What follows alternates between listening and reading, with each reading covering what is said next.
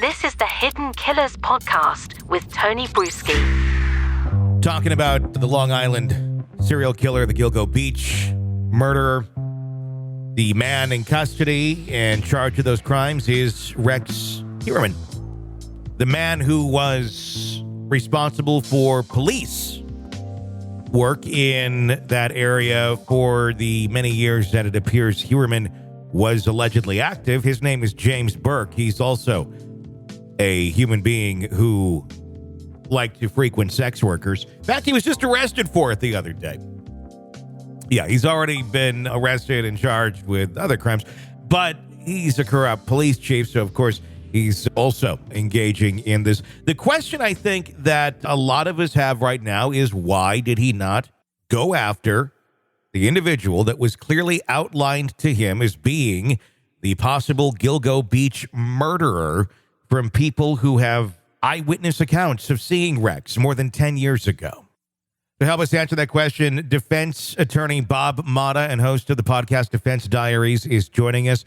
Bob, what is the reasoning here? Was it, I like to frequent them and I don't want them arrested?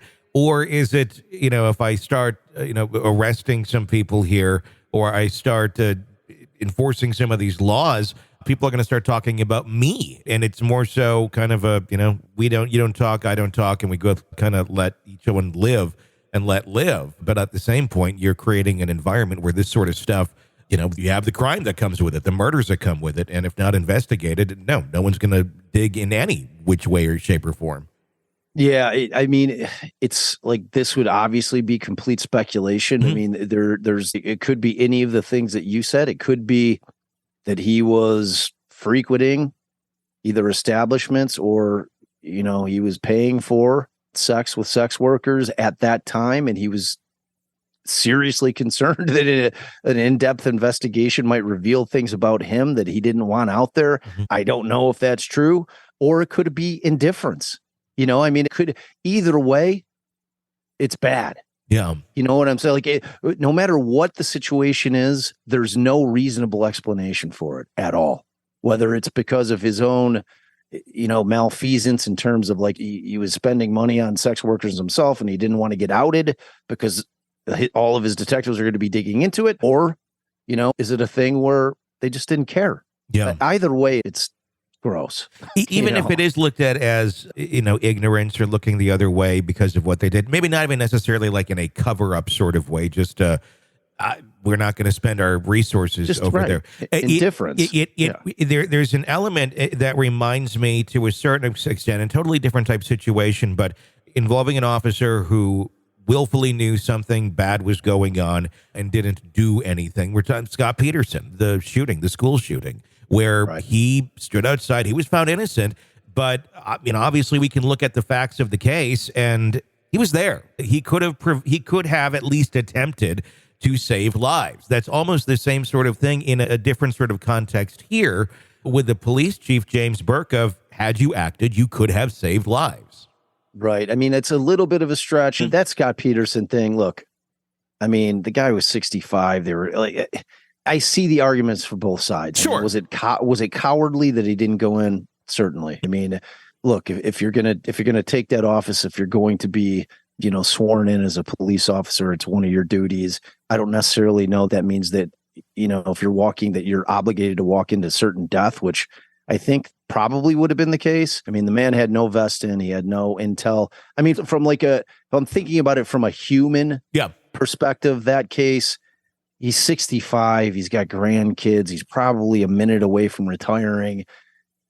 He cowered. There's no denying that. Exactly. But from like a human side of it, the bigger question is, where's the backup? Where's why isn't there like an army of cops over there? Why is 45 minutes going away and like this guy's the only guy in there? There was other officers that showed up within 45 minutes, but and why weren't they in there? Oh, they were. He was just standing outside while they went in and did the thing. I think, but I think 45 minutes had elapsed before anything happened in there, is from what I understood. I didn't watch every second of the trial. I could be wrong about it. Look, there's no question that the guy should have done something. Yeah, I mean, and that's kind of the analogy. I mean, it's not exactly the same, but it's a situation where it's a law enforcement officer. Yes, you would be putting your life potentially on the line for doing something. Even less on this one, had James Burke, did something or investigated, he's not necessarily putting his life on the line. Right. He's certainly, if he's involved, he's putting his reputation on the line if you go down there. So in some way, too, it's a reputation, it's your legacy, it's everything. If you do throw it out there and potentially they start finding stuff on you, it is throwing your life away in a certain extent. Right. But yeah, I mean, it's going to be very interesting to see. But the other obviously big question is, and we've been asking this just since they arrested Heuermann, just on the Heuermann facts alone. But now that we have this other aspect to it of the James Burke, how many other cold cases are out there? How many other killers are out there is my question beyond Heuermann. I'm guessing he's involved in many more, but if all these things were being swept under the rug, there's had to have been far more than 4 sex worker murders in Long Island over the course of 12, 13 years. How many other obvious leads did they have for others that have just been sitting there as well? I mean, who knows? You know what I'm saying? I mean, it's like we're talking about a big country with a lot of different law enforcement agencies.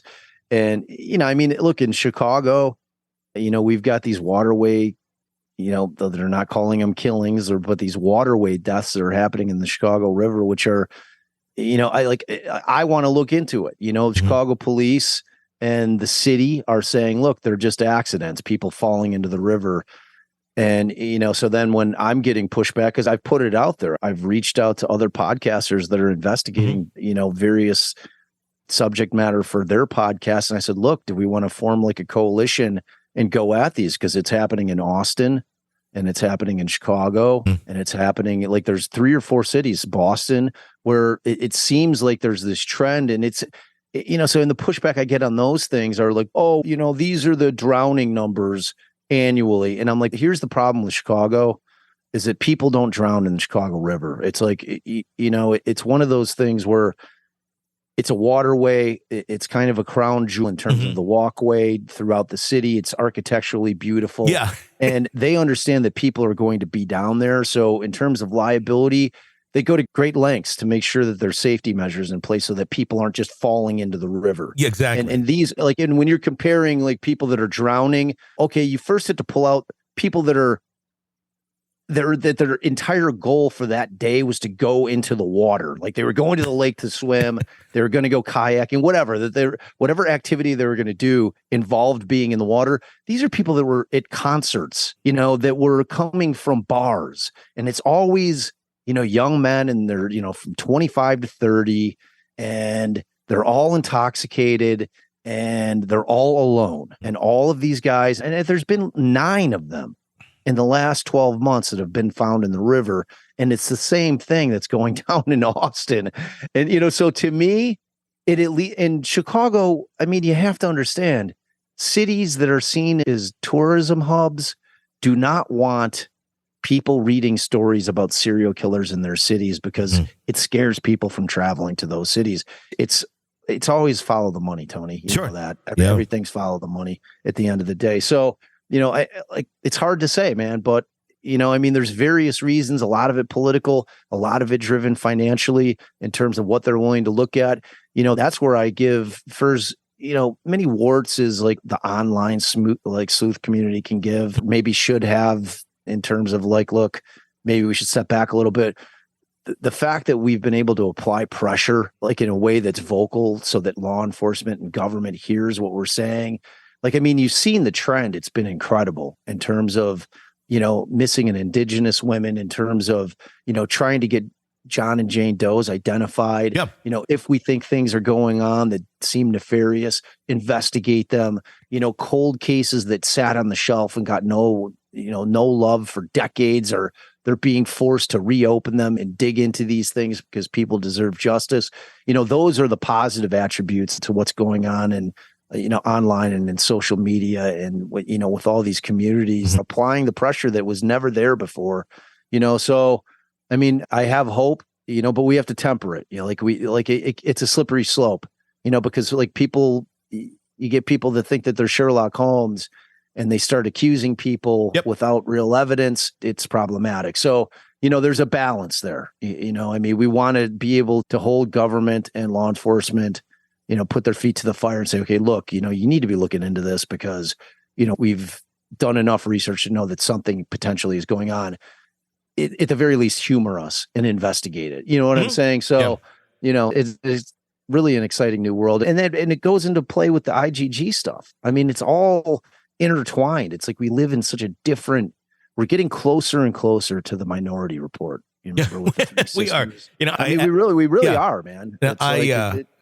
On your points there with social media, I echoed the exact same thing. I said in an interview yesterday for courthousenews.com, and they're asking about, what are the advantages of the online sleuth? What are the disadvantages? And there's good ones, there's bad ones. It's a matter of understanding where you're getting good information from and not. And the good ones have certainly been able to move the ball far further than in many of these cases than it's been even touched for years or decades in many cases. 100%, man. Like 100%. And look, my second season, I did my first season on Gacy because my dad was his lawyer. And that was really about the original arrest, the victims, and the trial.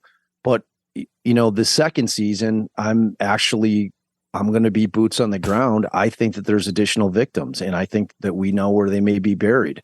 So we're going out because law enforcement, it's the same thing. Chicago did not want bodies. Like as far as Gacy was concerned, he was a suburb. That wasn't the city proper. So the city didn't have to put 33 victims on its murder sheet, because like no city wants that. Sure. Again, it all boils down to money. And it all boils down to appearances, and no city wants to be known as the murder capital of the world. It's not good for business. So, back in the 70s, like after they dug the bodies out of Gacy's crawl space, they did nothing. Like what we're seeing with Rex, that did not happen with Gacy. They did nothing. And this guy operated for 8 years, potentially longer. There was no investigation beyond what they found in the house and what they found in the river. That's it. There was nothing, and obviously now, back then they didn't have DNA. Now, obviously it's a different circumstance, but still it's there. There's enough that we can dig up. And so I'm working with an old Chicago cop who's been digging into this for 20 years.